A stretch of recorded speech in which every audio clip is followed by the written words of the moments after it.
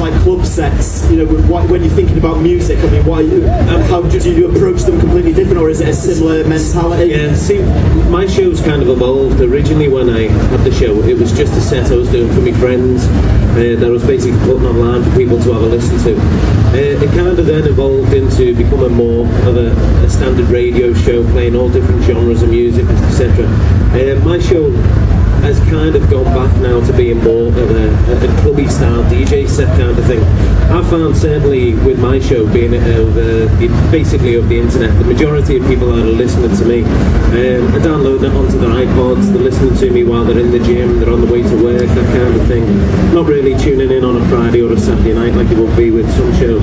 So mine has to be more about sort of moving along, keeping the energy going to keep people interested.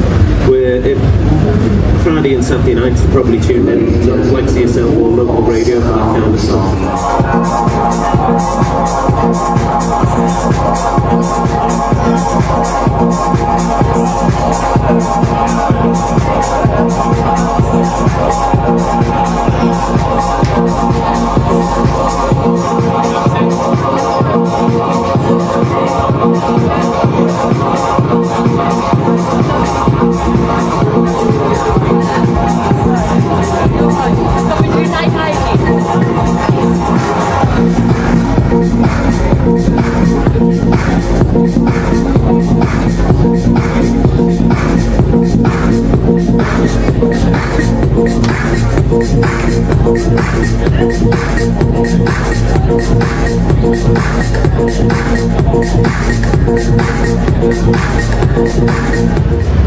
Cool, and Steve, last question that we've got on the list, kind of, you know, it's obviously a big digital era now, you know, things have really changed.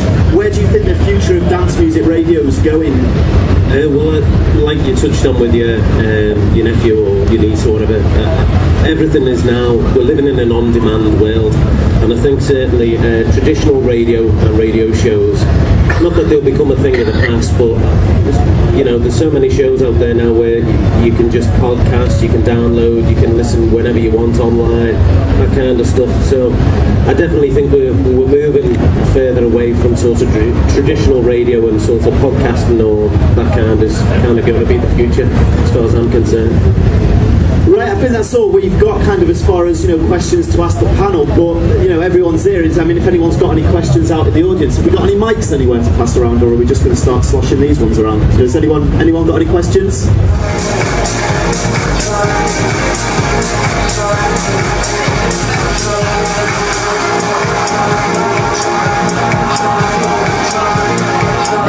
I have a question. It's slightly unrelated to what you've been talking about, but I'm a producer. I've had a top 10 record in the past, but it's been some time ago. We've got a new track which we think could be very big. I'm wondering what's the best way to get the track onto radio? Personally myself, it's like I've got like an email address set up, and everything that gets sent through to me I do genuinely listen to, kind of, you know, download, you know, and I think, you know, most DJs will agree, and you'll know yourself as a producer, it's like, you know, you can open up a track, have a skip through it, and it's like, and you can know if it's going to be up your street or not, and then if it does kind of catch your eye, you give it a more detailed listen, and it really is just as simple as if I get a track sent through to me and I like it, I'll play it. I mean, it's that simple for me, but I don't know whether any of the other guys, you know, have any other kind of... Exactly the same. Yeah, I have a promo email address set up. Everything comes through to me. I'll have a listen. I'll try and give feedback on every track that gets sent to me.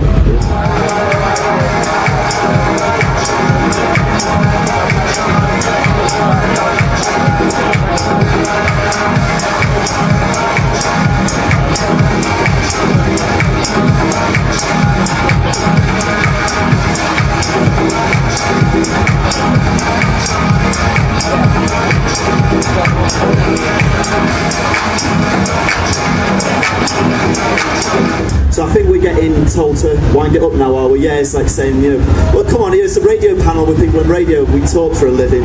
So I think, is the idea behind the deck somewhere?